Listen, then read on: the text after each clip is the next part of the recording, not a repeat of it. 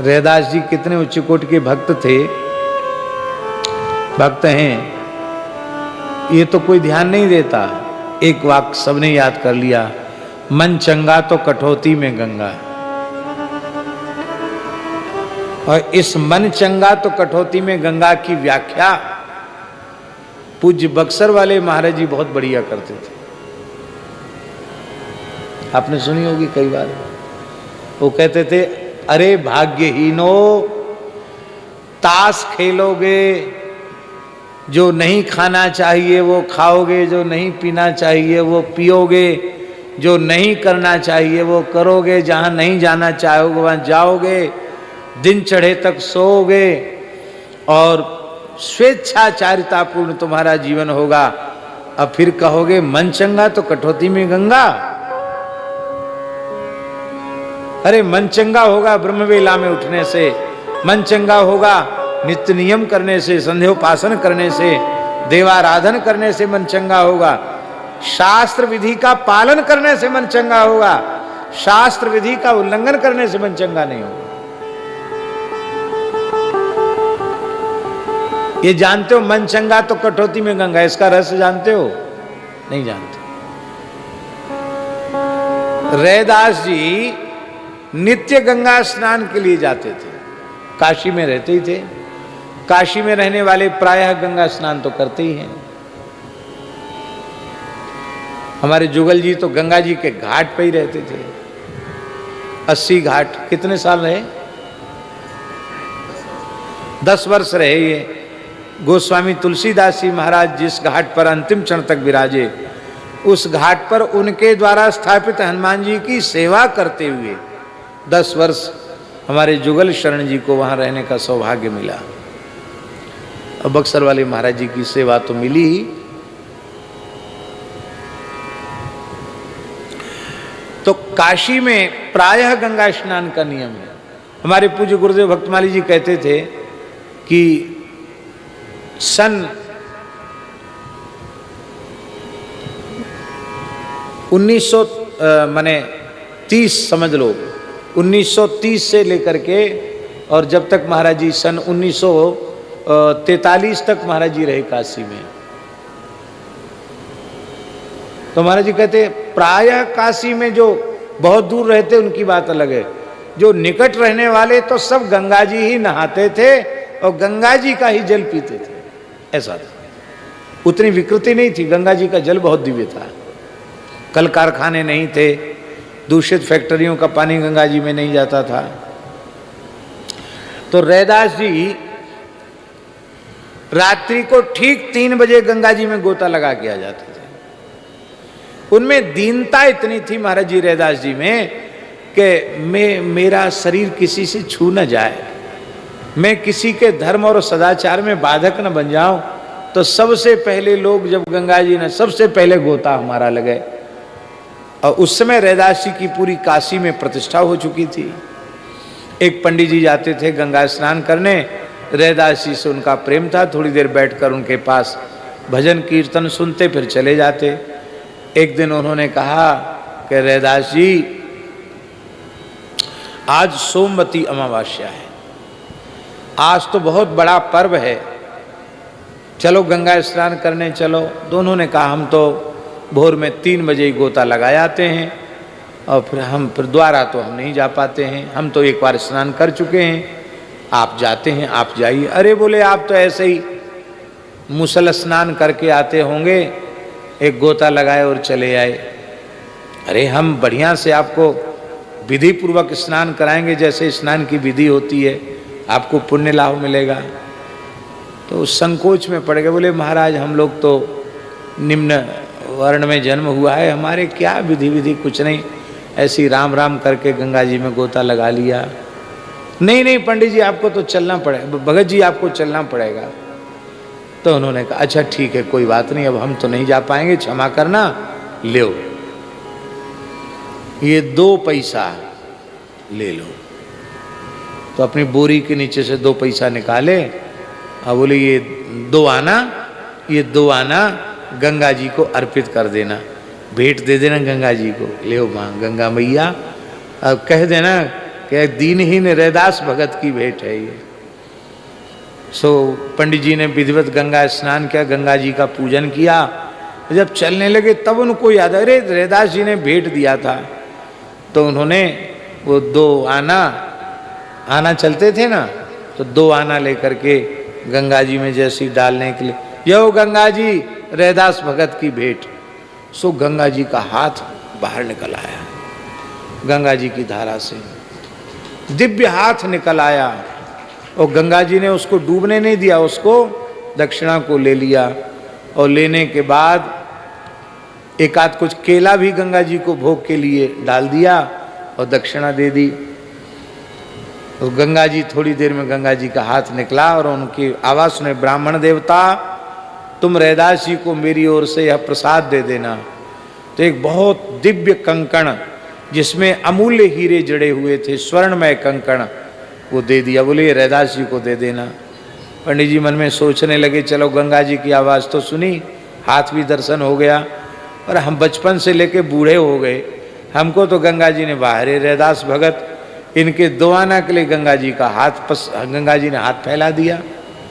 मन में सोचे, उन्हें थोड़ी पता है कि इतना बढ़िया कंकड़ मिला है, अपनी ब्राह्मणी को देंगे तो ब्राह्मणी प्रसन्न होगी।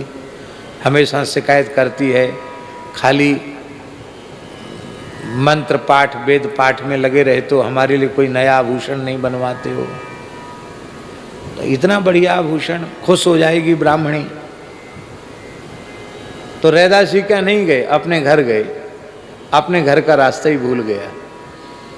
कई चक्कर काटे, अपने घर नहीं पहुंच पाए। समझ गए कि गंगा जी का चमत्कार है। तो भूले भटके फिर आए रैदास जी के पास। बोले महाराज आप फिर दोबारा गंगा जी नहाए? बोले नहीं, हम सवेरे के गए थे। ऐसी सारी बात बता दी उन्होंने। हमारे मन में पाप आ गया था, हम घर नहीं पहुंच पाए, रास्ता भूल गए, ये गंगा जी ने प्रसाद दिया है। रैदास जी गृहस्थ थे, पर अपने संपूर्ण जीवन में महाराज जी उन्होंने स्वर्ण का स्पर्श नहीं किया, धन का स्पर्श नहीं, स्वर्ण का स्पर्श नहीं किया उन्होंने। और एक विशेष बात है, स्वर्ण का स्पर्श किया तो नहीं किया, गृहस्थ होते हुए भी आजन्म अपनी पत्नी के साथ नैष्ठिक ब्रह्मचर्य का पालन किया। न कंचन का स्पर्श किया जीवन में, न कामनी का स्पर्श किया। उनके पिताजी ने उनको हिस्से में नीम का वृक्ष दिया था, तो जीवन भर नीम के वृक्ष के नीचे ही रह गए, झोपड़ी तक नहीं बनाई। ठाकुर जी के लिए झोपड़ी थी, संतों के लिए महल चना था ठाकुर जी के लिए, लेकिन स्वयं तो पूरे जीवन नीम के वृक्ष के नीचे रहे। जब नीम वृक्ष के नीचे बैठे रहे तो वहां गृहस्थ धर्म का निर्वाह कैसे संभव था? दोनों ही जीवन पर्यंत भजन ही करते रहे। ऐसे थे रैदास जी। रैदास जी हंसने लगे, बोले पंडित जी गंगा जी के प्रसाद का आदर है, हम प्रणाम करते हैं, और आप ही ले जाओ, पंडितानी को दे देना, प्रसन्न हो जाएंगी माता जी, उन्हीं को दे देना। हाँ रैदास जी, यही आपसे आशा थी। वाह, धन्य है, धन्य है रैदास जी, आप बहुत उदार हो। आपकी दृष्टि में वस्तुतः कोई वस्तु कीमती नहीं है। अरे पारस पत्थर जिनके, पारस मणि जिनकी दृष्टि में मूल्यवान न हो, वो कंकण को लेके क्या करेंगे? ब्राह्मणी कंकण पा करके बड़ी प्रसन्न हुई। और महाराज जी, ब्राह्मणी माताओं का स्वभाव होता है कि वो कोई बढ़िया चीज आभूषण उनको आ जाए, हस्तगत हो जाए, तो फिर कहीं उत्सव हो तो जरूर उसको पहन के जाएंगी और फिर दिखाएंगी। माने इस तरह का व्यवहार करेंगी कि लोग देखें और पूछें, अरे वाह अंगूठी तो बहुत अच्छी, कहाँ से गढ़वाई, कहाँ से बनवाई, हार बहुत अच्छा है। ये उनकी माताओं की इच्छा होती है, पूछें, फिर मैं बताऊं, अरे वहाँ से बम्बई से बना, कलकत्ते से बना, अमुक जगह से बना, तमुक जगह से बना। ये सब माताओं का स्वभाव होता है।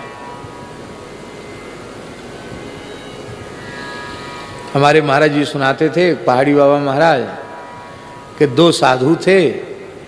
एक साधु के कोई भगत ने, कोई देवराम जी जैसा होगा कोई भगत भोला भाला, उसने साधु के दांत में सोना जड़वा दिया। महाराज जी दांत लगवाए, उनमें सोना जड़वा दिया। और एक भगत ने जो है एक साधु को बढ़िया अंगूठी दी। तो दोनों ही परोसने लगे पंगत में।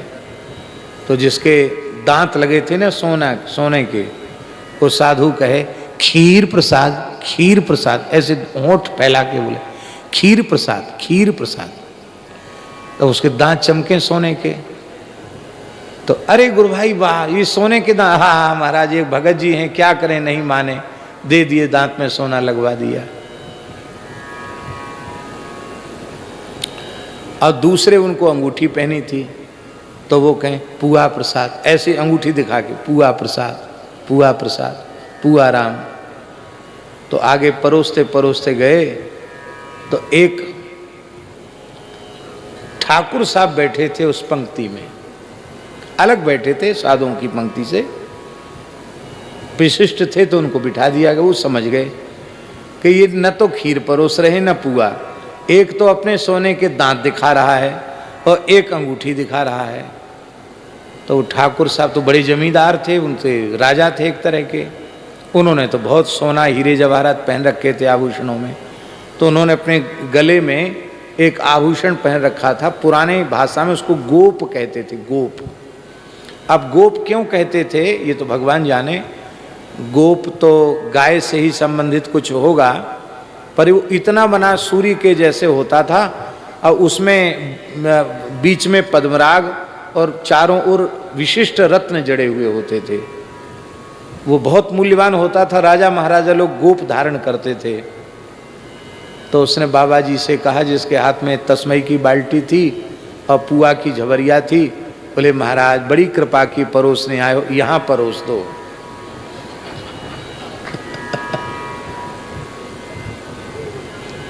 भाई तुम अपना दांत दिखा रहे हो, तुम अंगूठी, तो हम, उसने कपड़ा खोल दिया, बोले यहाँ परोस दो। अरे आप तो इतना बड़ा पहने, बस यही बात है।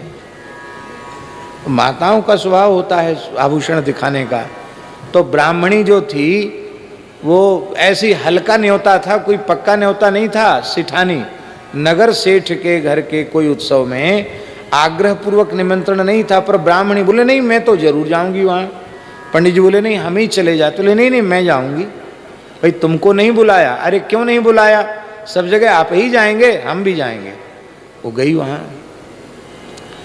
सिठानी ने देखा कि मैं सेठानी हूं, पर इतना मूल्यवान कंकण मेरे हाथ में नहीं, ये ब्राह्मणी के हाथ में कैसे। बोले ये कितने, ये किस, तो उनका रे मेरे पतिदेव लाए हैं। बोले ये तो यहाँ का तो मालूम नहीं पड़ता, बहुत मूल्यवान है। वो अपने पति से, सेठ जी से बोलेंगे नहीं हम तो यही कंकण चाहिए। तो सेठ जी ने पर्याप्त द्रव्य दे करके, जितना मुंह से मांगो उतना धन दे करके उन्होंने कंकण ले लिया, सेठानी ने ले लिया कंकण। ब्राह्मण की गरीबी दूर हो गई उस कंकण से। रैदास जी के संग का प्रभाव हुआ कि इतना धन मिल गया कि कभी मांगने की अब जरूरत नहीं रहेगी। अब वो सिठानी राजा के यहाँ कोई उत्सव था, काशी नरेश के यहाँ, वो राजा के यहाँ गई, वो पहन के गई। तो रानी ने देखा, बोले मैं रानी जरूर हूँ, इतना बढ़िया आभूषण मेरे पास नहीं, ये कहाँ से आए। तो पूरी कथा सुनाई। कहाँ से मिला तुमको, बोले तुम्हारे पतिदेव को बुलाए राजा ने। पंडित जी कहाँ से मिला, बोले हमको तो रैदास जी ने दिया। रैदास जी को पास कहाँ से आए, वो तो जूती गांठते हैं, उनके पास ये हीरे जवाहरात जौहरी लोग कह रहे हैं ये धरती के नहीं है, ये दिव्य लोगों के हैं। एक एक रत्न में पूरा हमारा काशी राज्य बिक जाएगा तो भी उसकी कीमत नहीं लगेगी। इतने मूल्यवान रत्न कहां से आए, रैदास जी के पास। पंडित जी ने डरते डरते कहा महाराज उस गंगा जी की सारी कथा सुनाई।